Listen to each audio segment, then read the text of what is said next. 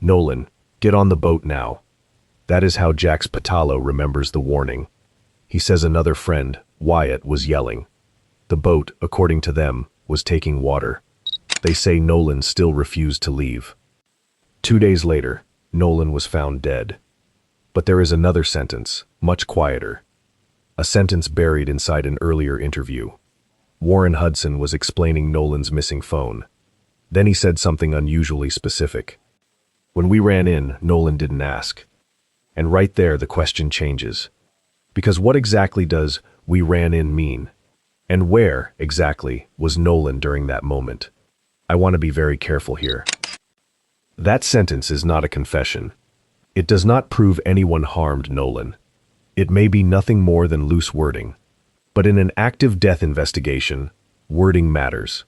Especially when the phone remains a central clue. And especially when friends are adding new detail. This is not about reading body language. This is not about internet lip reading. This is about one testable statement, one phrase, connected to one physical object. A phone that came home without Nolan. And now, the newest interview makes it sharper. Because the friends have expanded their account. They have given names, actions, and dialogue. They say Wyatt ordered Nolan aboard. They say Nolan chose to stay behind. They say he had another ride arranged. They say his phone remained with the boat. Those claims can all be checked. That is why this matters right now. Not because someone looked nervous on camera, because details create evidence trails. And one detail may not fit cleanly. So here is the question today. When Warren said, "When we ran in," was he describing Nolan with the group? Or was he describing something entirely different? If it is different, clarify it. If it is not, investigators need that answer. Because this case does not need theories. It needs definitions. And this one phrase needs one badly. The latest Officer Tatum interview did something important.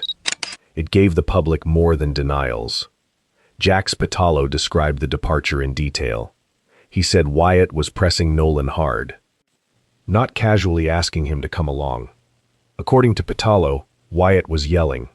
The message was simple. Get on the boat, now. Patalo says Nolan refused. He says Nolan wanted to stay. He says Nolan had met a girl. And he says Nolan had another ride. Wyatt went and put his smaller boat in the water, which is the Palm Beach. He's an 18-foot Palm Beach. And I drove the boat from Fort Bayou Boat Launch to my buddy's grandparents' house. And that's where we all planned to meet up that day. And you say we all, who you talking about? You, Nolan, or Nolan? And how many people are going to meet you guys there? we had roughly 20 to 30 people coming on 3 separate boats with us. And so we were all following each other out there as one big group. You know, it wasn't just me and Nolan and a couple other of my buddies. There was 20 or 30 people spread out where we all met at the dock before, and then we departed to go to Horn Island. It wasn't just a couple of us. I mean, there were so many people, we had to split up between 3 boats, and we all left and all got there at the same time. They told Nolan, get on the boat, man. Get on the boat.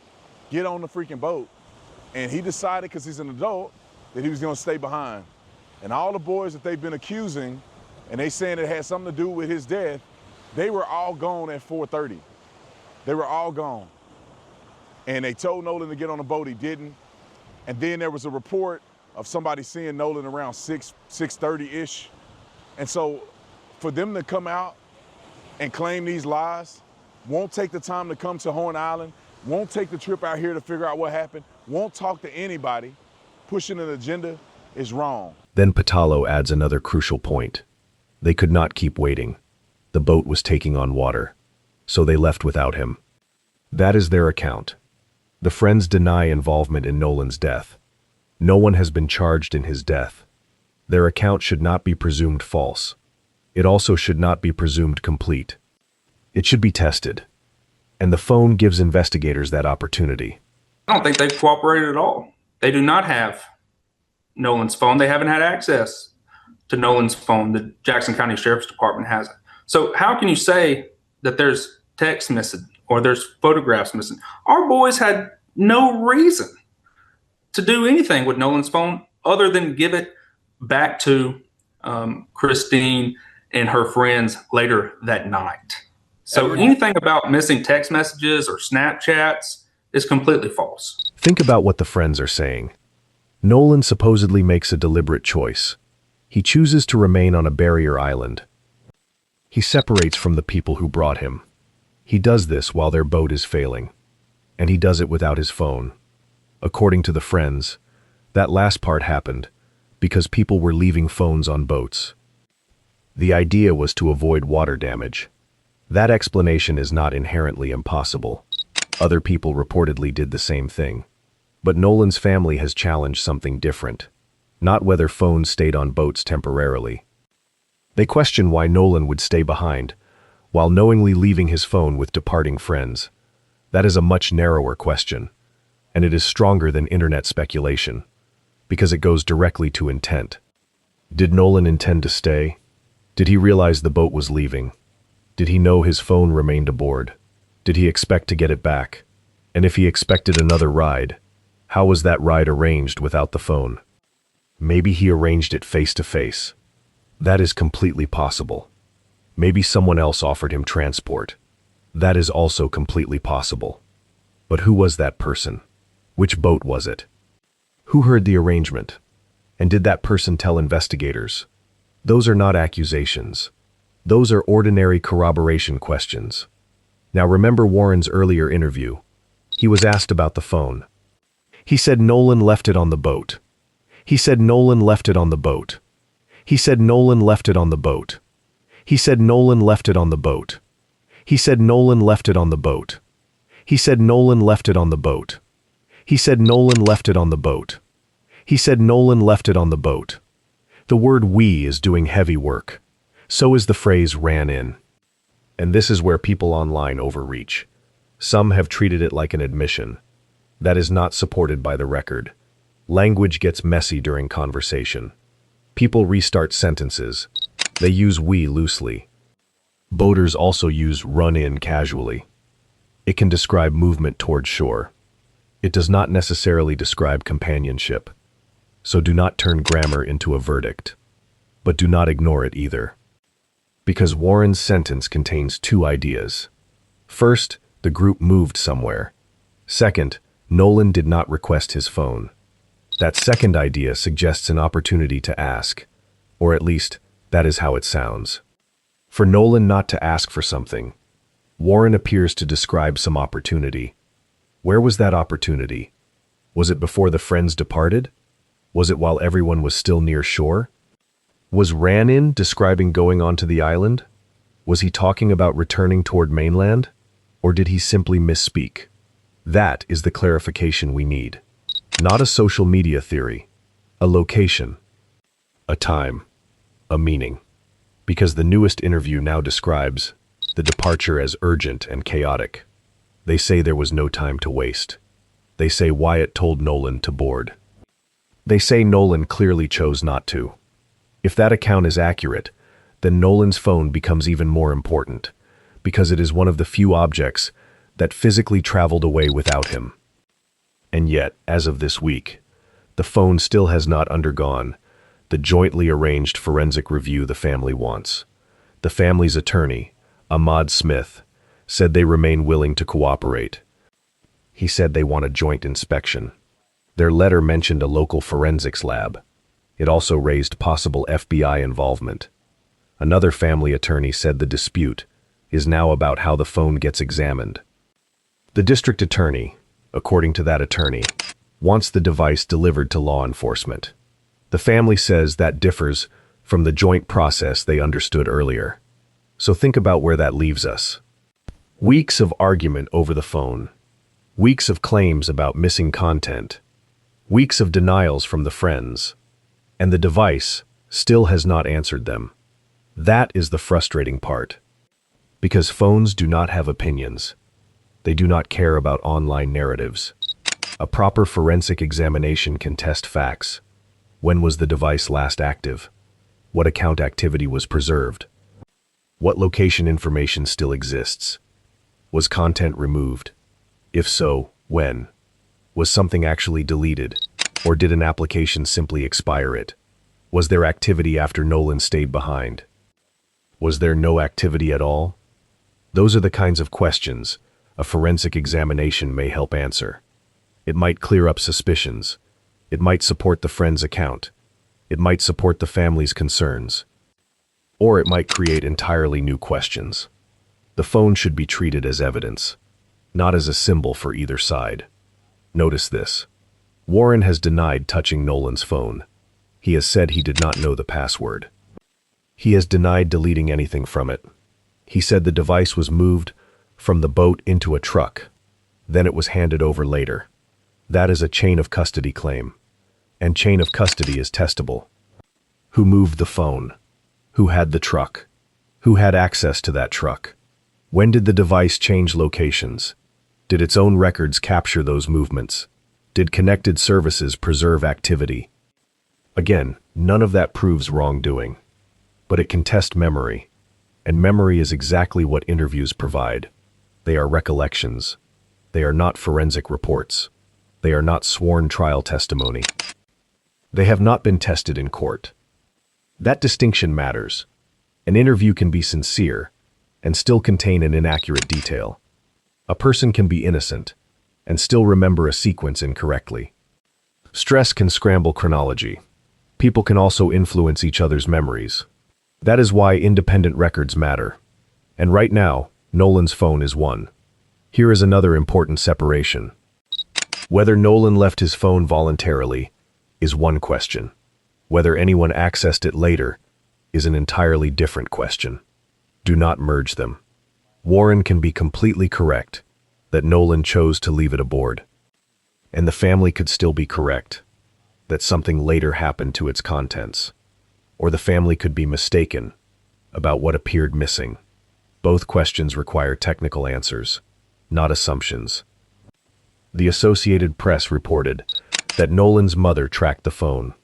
She said some messages appeared deleted. That is an allegation from the family. It has not been publicly proven. Warren has denied any deletion. That denial also has not been independently verified in public. So the forensic review matters. It sits directly between two accounts. And that brings us back to the phrase, everyone keeps skipping. When we ran in, Nolan didn't ask. Why include the second half? Why mention whether Nolan asked? Because Warren was trying to explain why the phone remained with the group. His point appears to be this. Nolan left it behind voluntarily. Then he never requested it back. That is exculpatory in his telling. But exculpatory details still need precision. If Nolan had no chance to ask, the sentence proves very little. If Nolan did have a chance, then where did that chance occur? And who else witnessed it? That is the mistake in the interview, not some magical lie detector moment. The mistake was overcommitting to a detail, without defining the moment it describes. And once you give a moment, investigators can test that moment. They can compare witness statements. They can compare GPS records. They can compare boat movements. They can compare phone location data. They can compare photos and video. They can ask Wyatt what he remembers. They can ask the young woman what she remembers. They can ask nearby boat operators. And they can ask one simple question. When, exactly, could Nolan request his phone? That question matters even more, because Patalo's new interview adds pressure. According to Patalo, Wyatt was forceful. He says Wyatt told Nolan to board. If true, this was not a silent separation. It was an active decision point. Someone was urging Nolan to leave. Nolan allegedly refused. That should create witnesses. People nearby could have heard it. People nearby could remember the girl. Someone could remember the other ride. Someone might have seen the phone exchange, or the absence of one. So this account should be highly corroboratable. That is actually good for the friends. If multiple independent witnesses match them, the public speculation loses oxygen. If video matches them, even better. If GPS and phone data match, better still. But if those records do not align, then investigators have a friction point. That is how evidence works. Not vibes, not comment sections. Corroboration. Start with what can be proven, then move outward. That is why Warren's phrase matters. Not because it proves a crime, because it identifies a testable hinge. Where was Nolan when he supposedly could have asked? And what records can establish that? Think about the mechanics for a second. You are on an island. Your group's boat has serious trouble. Someone is yelling for you to leave. You decide to stay anyway. Your phone is still with them. You say another ride is available. Your friends depart urgently. What happens next? Who becomes responsible for that phone? Who believes you still have access to it? Who can reach you? Who knows your replacement ride? And if plans change, how do you contact anyone? Again, people make risky choices. Teenagers make spontaneous choices. Adults do too. None of that proves anything sinister, but investigators do not ask whether a choice sounds normal. They ask whether the evidence shows the choice actually happened. And right now, that is exactly what remains unresolved. The sheriff has publicly said interviews suggested Nolan chose to remain. The family has pointed to a conflicting account involving the young woman. Reuters reported Ben Crump saying, "The woman indicated Nolan boarded the boat." That claim has not been publicly resolved. And now the friends have offered an even more detailed departure scene. Notice this. The more specific a story becomes, the easier it becomes to verify. That is not automatically dangerous. Truth benefits from specificity, but false memory does not. Neither does exaggeration. Neither does group assumption. So the right next step is not another internet interpretation. It is independent corroboration. Did Wyatt yell those words? Did Nolan refuse? Did Nolan identify another ride? Who was providing it? When was Nolan last seen independently? After the friends departed? And during what moment did Warren believe Nolan could ask for the phone he left behind? Those questions belong together, not because they prove a plot, because they test the same proposition. Did Nolan knowingly separate from both his friends and his phone? If yes, there should be evidence supporting that decision. If no, the central public account changes, and the phone may tell us which. There is one more thing the new interview accidentally accomplishes. It moves the account away from generalities. Before, the story could be summarized vaguely. Nolan wanted to stay with a girl. Now we have a reported command, a reported refusal, a reported transportation plan, a reported emergency with the boat, a reported phone left behind. Those are 5 factual propositions. Each can be examined separately. That is what good investigators do. Separate the questions. Whether the boat was taking water, one question. Whether Nolan refused to board, another question. Whether another ride existed, a third question. Whether Nolan knowingly left the phone, a fourth question. Whether the phone was later accessed, a fifth question. Do not let one answer substitute for all the others, because even if the boat trouble is completely documented and genuine, that does not prove Nolan chose to stay. Even if Nolan chose to stay, that does not establish why he died. Even if nobody accessed his phone, that does not determine cause of death. And even if content was deleted, that would not identify who did it.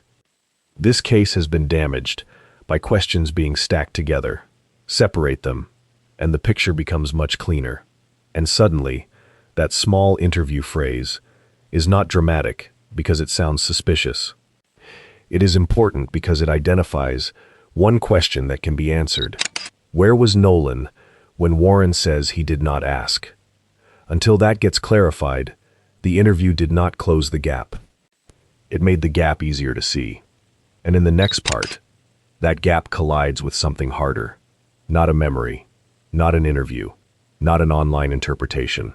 The physical movement of the phone itself.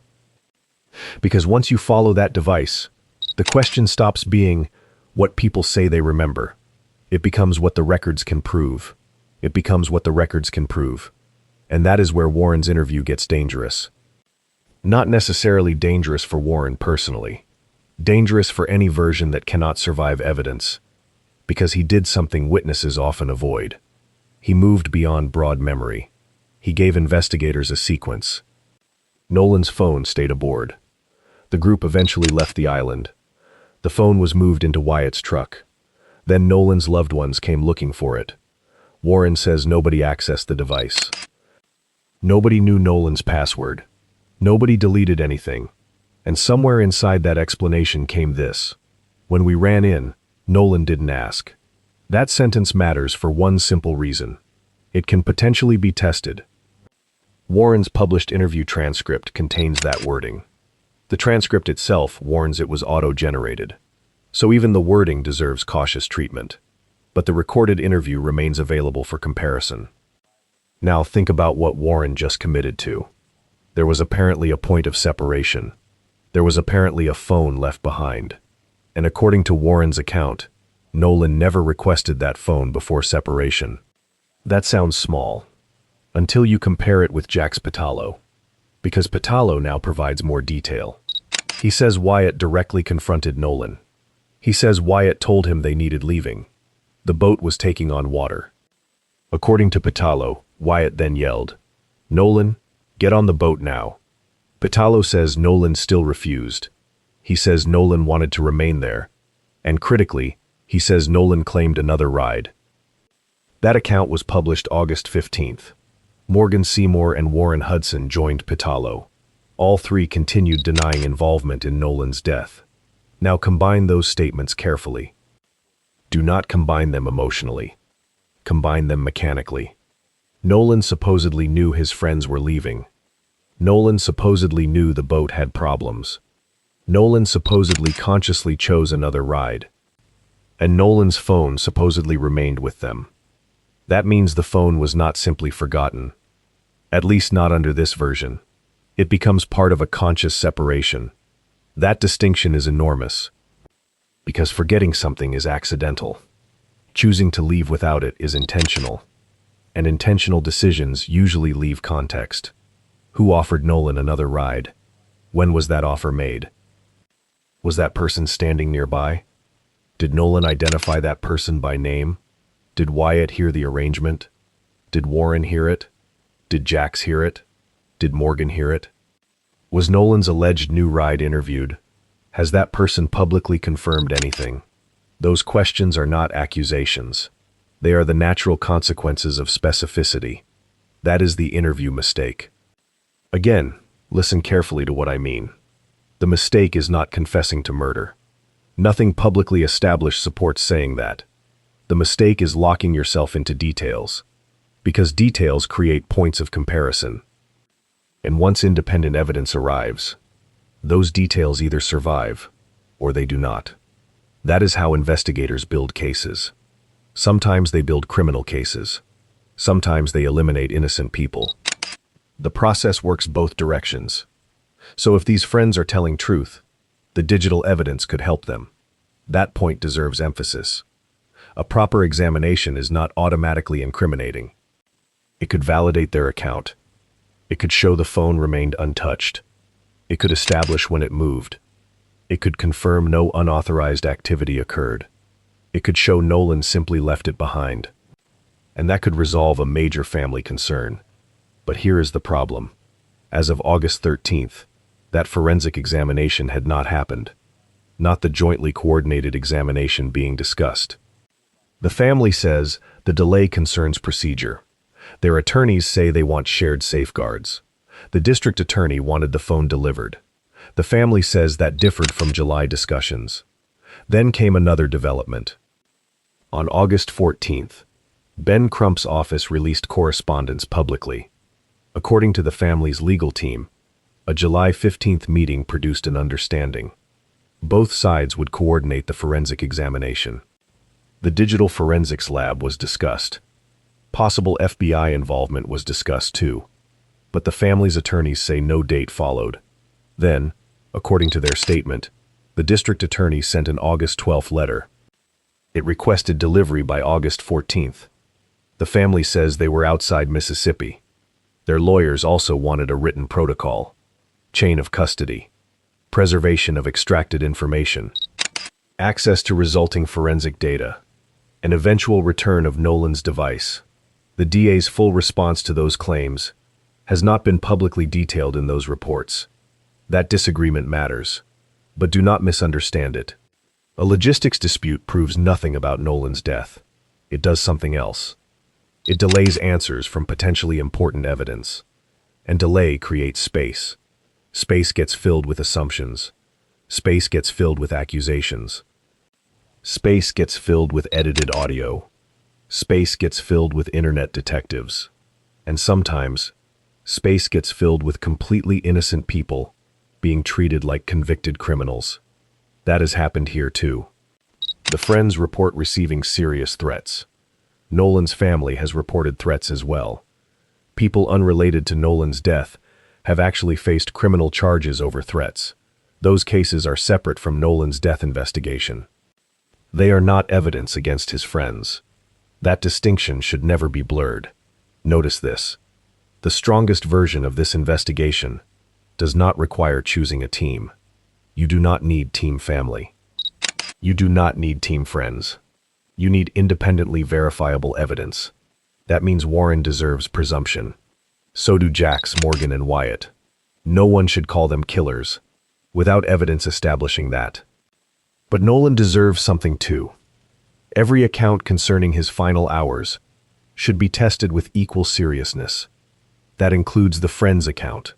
That includes the family's concerns. And that includes the emergency audio. Because the interview did not happen alone. There is another piece of evidence. People keep forcing into the story. The C-tow recording. You have probably heard versions online. Maybe you heard Nolan's name. Maybe you heard someone sounding frightened. Maybe you heard something completely different. That is exactly the problem. Forensic audio analyst Jennifer Owen warned against jumping onto perceived phrases. She said reliable analysis should begin with the closest available original recording, not repeatedly compressed social media copies, not somebody's aggressively filtered TikTok upload, not audio processed until words suddenly appear. Owen explained that enhancement can create artifacts, and human expectation can affect perception. Her position was simple. The audio might be extremely important, but only if handled correctly. Think about the mechanics of that. Someone tells you what to hear. Then they play distorted audio.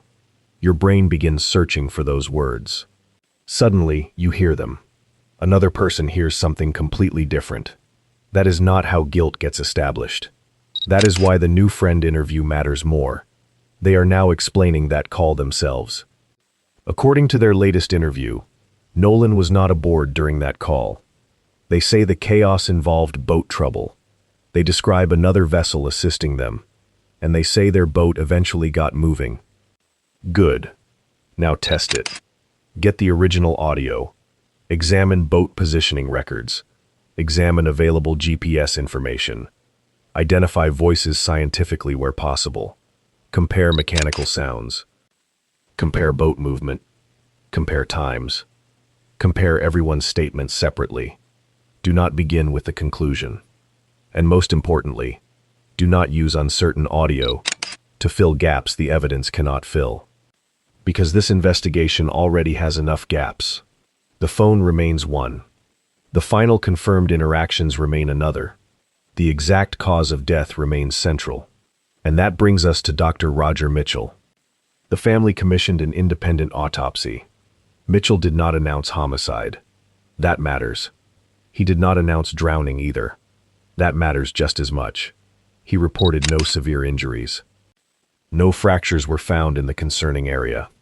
But he identified red soft tissue discoloration around the back of Nolan's head. He could not determine its cause. He also faced significant limitations. The earlier state autopsy had already occurred.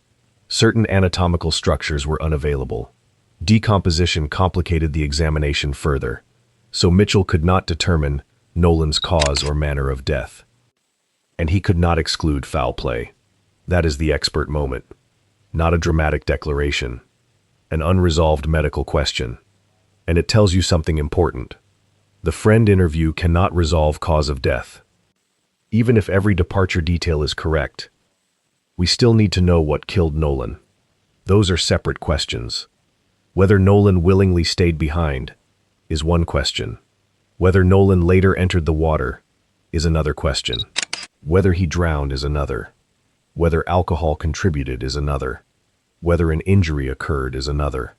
Whether another person was involved is an entirely separate question. Do not let an interview collapse them together, and do not let suspicion collapse them either. What would you do as an investigator? Start with the loudest internet theory, or start with things you can independently prove? Because right now, the new interview handed investigators something useful. Not necessarily evidence of guilt. A checklist.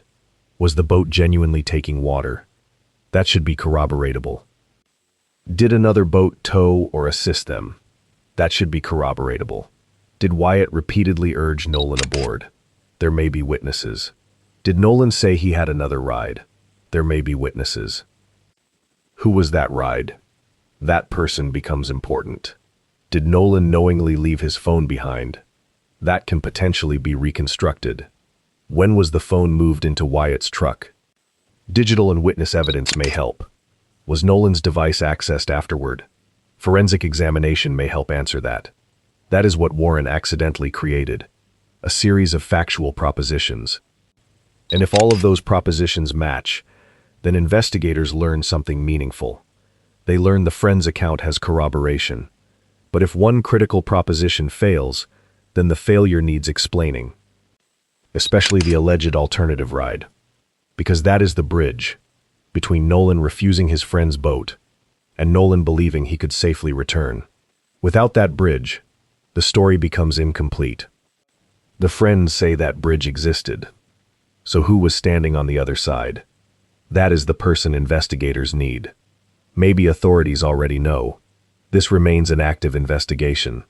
The public record is incomplete. Grand jury secrecy will create additional silence. So absence from public reporting does not mean investigators lack the answer. That caveat is critical. We are analyzing what is public, not pretending we possess their case file. But the public position remains straightforward. There has been no criminal charge against these friends concerning Nolan's death. The official state autopsy is complete. Its results have not been publicly released. District Attorney Angel Myers McIlrath has said, the case will go before a grand jury. She has explained that other qualifying deaths are also presented through that process. The grand jury can examine evidence before deciding whether criminal action is warranted. So legally, this case has not reached a conclusion. No public homicide determination. No public accidental death determination resolving everything. No charged killer. No public finding establishing these friends caused Nolan Wells' death. Anyone telling you otherwise is moving beyond the established record. And that is exactly why words inside these interviews require discipline. Because one ambiguous sentence can become an accusation online. Warren saying, when we ran in, does not automatically mean Nolan accompanied them. That interpretation needs proof. Remember that. There are boating meanings for that phrase. There are conversational meanings. The transcript may contain imperfections. So the phrase cannot bear the weight of a criminal allegation alone, but something surrounding it still matters. Warren clearly connects the phone with Nolan not asking for it. That claim can be examined. And now Jax adds that Nolan consciously refused to leave. That can be examined too. Put those together. The interview mistake becomes clearer. They did not merely say, we eventually realized Nolan was gone. They are presenting intentional conduct by Nolan. He intentionally stayed. He intentionally rejected their ride. He intentionally relied on another ride. And apparently, he intentionally did that without his phone. That is a very specific defense narrative. Again, defense does not mean legal guilt. It means their explanation for why Nolan was not with them. Specific explanations demand specific corroboration. Notice this. Pitalo said their boat emergency meant They had no more time to waste. That detail may actually support their story. If the vessel was genuinely in trouble, their urgency makes sense. Their decision to leave becomes understandable, but it creates another question. If everything was that urgent, how much time existed for a clear conversation with Nolan? Enough time for Wyatt to warn him. Enough time for Nolan to refuse. Enough time for Nolan to communicate another ride. Did anyone say, "Your phone is still on our boat"? That is different. We do not publicly know, and I am not going to invent it. But that question matters, because Nolan supposedly made a major transportation decision under pressure. His friends were leaving. Their vessel might be sinking. He was staying on a remote island. His communication device was leaving too. Did Nolan know that last part? Warren's account suggests he did not ask. That is not the same as saying Nolan knowingly abandoned it. Those are two different claims, and this may be the most overlooked distinction in everything said. Nolan didn't ask for his phone does not automatically prove Nolan knew his phone was leaving. Read that again. One is an observation about a request. The other is a conclusion about knowledge. You cannot substitute one for the other. That is why the interview needs clarification. Did Warren personally tell Nolan his phone remained aboard? Did Wyatt tell him? Did Jax tell him? Did Nolan mention it himself? Did anyone see Nolan intentionally store it? Do they know Nolan knew where it was? Those details would transform the statement. Without them, we have an assumption about Nolan's knowledge. Maybe that assumption is completely correct, but investigators should not have to assume. And neither should Nolan's parents. That is where the family keeps returning. Ben Crump has publicly framed the question simply: why would a teenager stay behind while leaving his phone somewhere else? You do not have to agree with the implication behind that question, but it deserves an evidence-based answer, and the friends now have a chance to help provide one, not through another podcast. Through corroboration. Give investigators devices where legally required. Preserve records. Identify witnesses. Identify the alleged alternative ride. Preserve boat data. Preserve messages. Let independent evidence carry the weight. The same standard applies to the family. Preserve Nolan's phone. Agree on a defensible forensic process. Protect chain of custody. Allow qualified examiners to extract the data. Let the records speak, because somewhere between these accounts is a sequence of events that actually happened only one way. And Nolan does not get a second chance to explain it. His friends can explain their actions. His family can explain their concerns. Law enforcement can explain procedures. Experts can examine evidence. Nolan cannot answer whether he knowingly stayed behind. He cannot tell us whether another ride was actually waiting. He cannot tell us whether he wanted his phone back. That makes contemporaneous evidence more important, not less. The phone, the boat records, original emergency audio, witness interviews, social media records, any available photographs or video, and the medical evidence. Those things do not remember selectively. They do not feel social pressure. They do not know which side the internet has decided to support. They simply exist. And when enough of them align, the truth becomes harder to argue with. The family is not publicly asking for viewers to convict these young men. Their stated demand has centered on answers, transparency, and a complete investigation. Members of Congress have also requested greater federal involvement in the investigation. The friends want something too. They want people to stop treating them as convicted killers without evidence. Both requests can exist simultaneously. You can demand answers for Nolan without threatening another human being. You can respect presumption of innocence without pretending inconsistencies do not matter. That is the line, and serious coverage should stay on it, because the internet has already shown what happens when that line disappears. Threats, harassment, claims stated as facts, audio transformed beyond recognition, People convinced they solved a case without seeing the investigative file. None of that helps Nolan. Evidence might. And right now, the most important consequence of this interview is that it gives evidence something to test. The friends have placed Nolan at a specific decision point. They have placed the phone somewhere else. They have described another ride. They have described a boat emergency. They have described Nolan refusing to leave. They have described what happened afterward. Those claims now stand, and sooner or later, records may stand beside them. That is when we learn whether this interview was merely detailed or whether someone said something they will eventually need to explain. Until then, do not call ambiguity proof. Do not call suspicion guilt, and do not call an unresolved death resolved. The official autopsy remains unreleased publicly. The forensic phone dispute remains unresolved publicly. The grand jury review remains ahead. And no one has been charged with causing Nolan Wells' death. Nolan was 18, a college student, a football player, a son whose 19th birthday should have arrived with him here. Instead, his mother stood at his funeral and spoke directly to her child. Nolan, we love you. We'll continue to fight for you.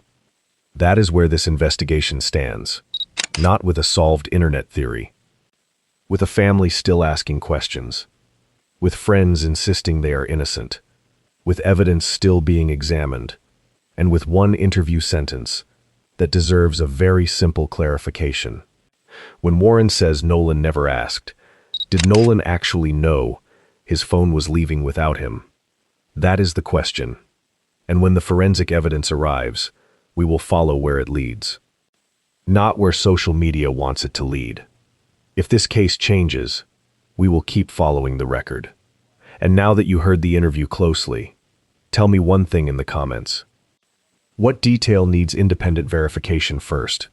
Because until the evidence answers that, the question from the beginning remains. What exactly did Nolan know when that boat pulled away?